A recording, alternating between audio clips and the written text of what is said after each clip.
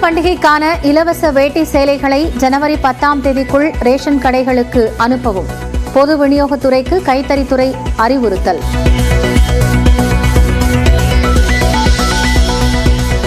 இது கொள்கை கூட்டணி மட்டும் அல்ல, நிரந்தர கூட்டணி. இந்திய கம்யூனிஸ்ட் நூற்றாண்டு விழாவில் முதலமைச்சர் மு.க. ஸ்டாலின் பேச்சு. 7 ஆண்டு காலமாக இந்த கூட்டணியை தொடர்ந்து நாம் கடைபிடித்து தேர்தல் களத்தில் இருந்து பெரும் வெற்றியை தொடர்ந்து பெற்று வருகிறோம். ஆக இந்த கூட்டணியை பொறுத்தவரை கொள்கை கூட்டணி மட்டுமல்ல, கொள்கை கூட்டணி என்று நாம் சொல்லிக் கொள்வதும் உண்மைதான். கொள்கை கூட்டணி மட்டுமல்ல, இது நிரந்தர கூட்டணி தான் என்பதை இந்த நேரத்தில் அழுத்தம் திருத்தம் எடுத்து சொல்லி, நாடு முழுவதும் பல இடங்களில் ஏர்டெல் செல்போன் அழைப்பு மற்றும் இணைய சேவை பாதிப்பு. சிக்னல் கிடைக்காததால் வாடிக்கையாளர்கள் தவிப்பு.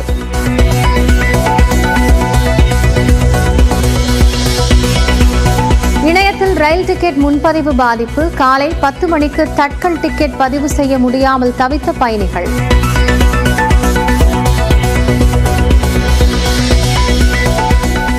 காதலனுடன் தனியாக இருந்ததை வீடியோ எடுத்ததாக கூறி மிரட்டிய குற்றவாளி.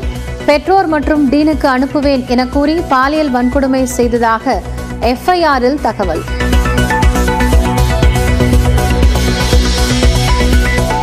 செல்போன் எண் மூலமாக சிக்காமல் இருக்க பிளைட் மோடில் செல்போனை வைத்திருந்த குற்றவாளி. பாதிக்கப்பட்ட மாணவியின் வீடியோ தவிர மேலும் சில வீடியோக்களும் செல்போனில் இருந்ததை கண்டுபிடித்த காவலர்கள். மாணவி பாலியல் வன்கொடுமையை கண்டித்து அண்ணா பல்கலைக்கழகம் முன்பு அதிமுகவினர் மறியல். நாளை தமிழ்நாடு முழுவதும் போராட்டம் என எடப்பாடி பழனிசாமி அறிவிப்பு.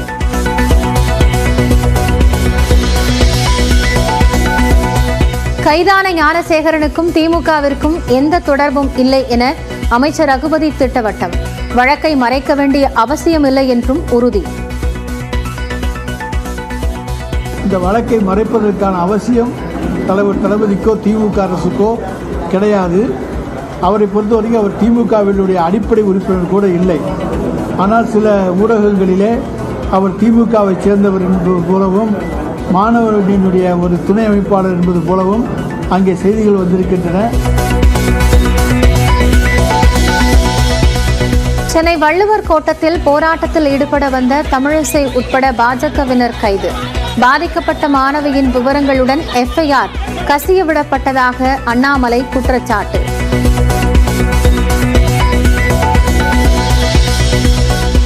பாலியல் வன்கொடுமை குற்றவாளிக்கு விரைந்து தண்டனை பெற்றுத்தர நடவடிக்கை.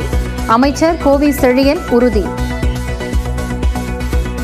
இன்னும் கவனமாக இருந்து மாணவர்கள் நலன் காக்க நாங்கள் பெருந்துணை பூர்வம் என்பதை தெரிவித்துக் கொள்கிறோம்.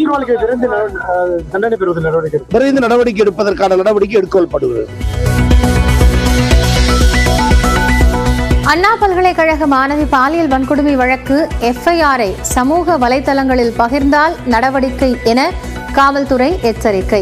இணையதளத்தில் எஃப்ஐஆர் விவரங்களை முடக்கியும் நடவடிக்கை. சட்டம் ஒழுங்கு விவகாரத்தில் சமரசம் செய்து கொள்ள முடியாது. அல்லு அர்ஜுன் வழக்கு விவகாரத்தில் தெலுங்கு தயாரிப்பாளர்களிடம் முதலமைச்சர் ரேவந்த் ரெட்டி திட்டவட்டம். இந்தியா கூட்டணியிலிருந்து காங்கிரஸை வெளியேற்ற ஆம் ஆத்மி வலியுறுத்தல். கூட்டணியில் உள்ள மற்ற கட்சிகளுக்கு கோரிக்கை.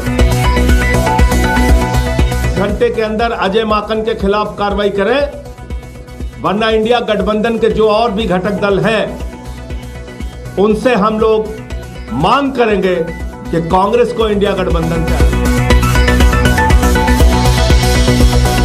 புதுச்சேரியில் கடலில் இறங்க பொதுமக்களுக்கு தடை. புத்தாண்டு நெருங்கும் நிலையில் கூட்டம் கூடுவதை தடுக்கும் வகையில் நடவடிக்கை.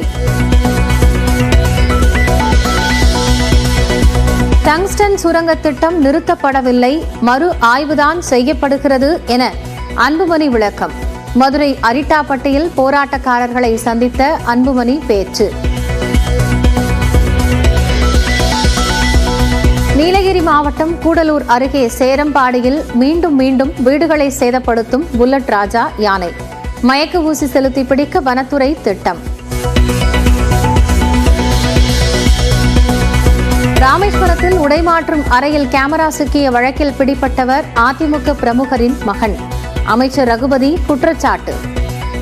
ராமேஸ்வரத்தில் அண்ணா திராவிட முன்னேற்ற கழகத்தினுடைய பிரமுகர் ராதாகிருஷ்ணன் என்பவருடைய மருமகன் ராஜேஷ் கண்ணா என்பவர் அங்கே வந்த பெண்கள் குளிக்கின்ற அறையிலே ஃபோட்டோ கேமராவை வைத்து அமேசான்லேருந்து 3 கேமரா வாங்கி வச்சு 3 அறையிலையும் வச்சு ஃபோட்டோ எடுத்து அதை அந்த காட்சிகளை எல்லாம் வியாபாரப்படுத்தினாரா, வெளிப்படுத்தினாரா, மிரட்டினாரா என்பதெல்லாம் விசாரணையில்.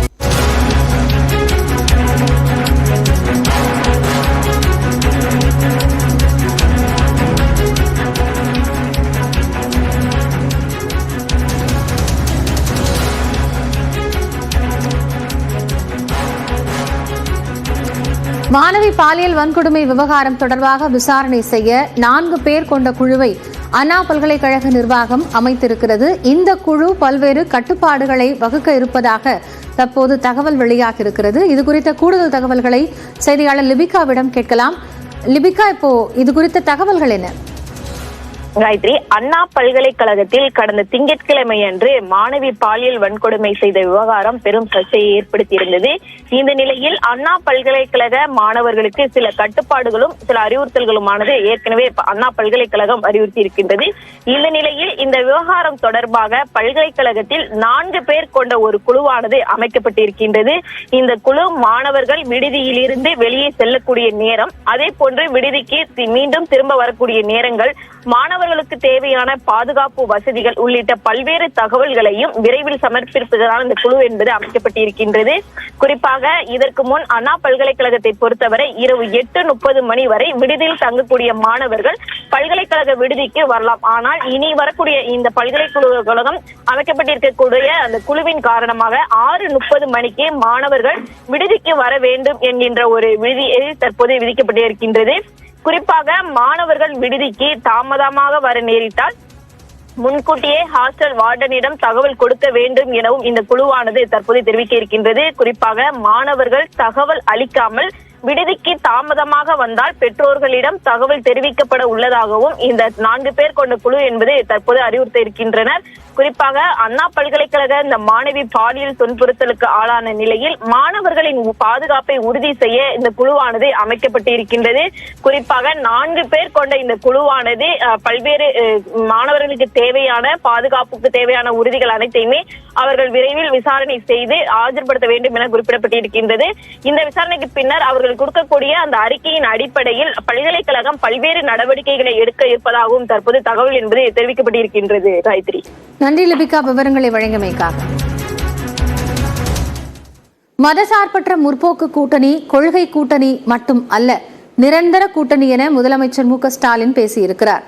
இந்திய கம்யூனிஸ்ட் கட்சியின் 100ஆண்டு விழா மற்றும் விடுதலை போராட்ட வீரர் ரா நல்லக்கண்ணுவின் 100ஆண்டு விழா நிகழ்ச்சி சென்னை தியாகராய நகரில் உள்ள கட்சியின் அலுவலகத்தில் நடைபெற்றது. இதில் முதலமைச்சர் மு க ஸ்டாலின், மதிமுக பொதுச் செயலாளர் வைகோ, இந்திய கம்யூனிஸ்ட் கட்சியின் மாநில செயலாளர் முத்தரசன், மார்க்சிஸ்ட் கட்சியின் மாநில செயலாளர் கே பாலகிருஷ்ணன் உள்ளிட்ட பலர் கலந்து கொண்டனர்.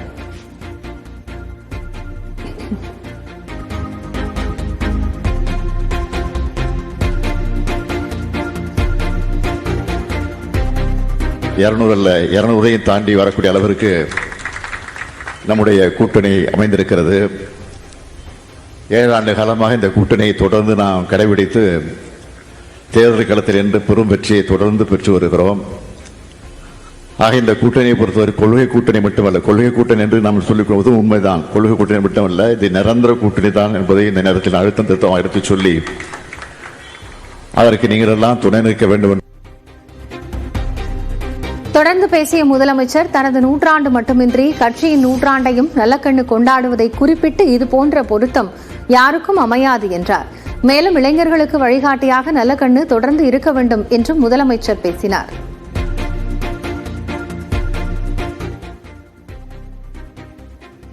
இதனிடையே ஸ்ரீவைகுண்டம் அரசு மருத்துவமனைக்கு நல்லக்கண்ணு பெயர் சூட்ட முதலமைச்சர் மு க ஸ்டாலின் உத்தரவு பிறப்பித்துள்ளார். இது தொடர்பான செய்திக்குறிப்பில் முதலமைச்சர் நேரில் சந்தித்து வாழ்த்திய போது நல்லக்கண்ணு விடுத்த கோரிக்கையை ஏற்று அவர் பிறந்த ஸ்ரீவைகுண்டம் அரசு உயர் மருத்துவமனையை தரம் உயர்த்தி கூடுதல் வசதிகளுடன் புதிய மருத்துவமனை கட்டடம் அமைத்திட முதலமைச்சர் உத்தரவிட்டுள்ளதாக கூறப்பட்டுள்ளது.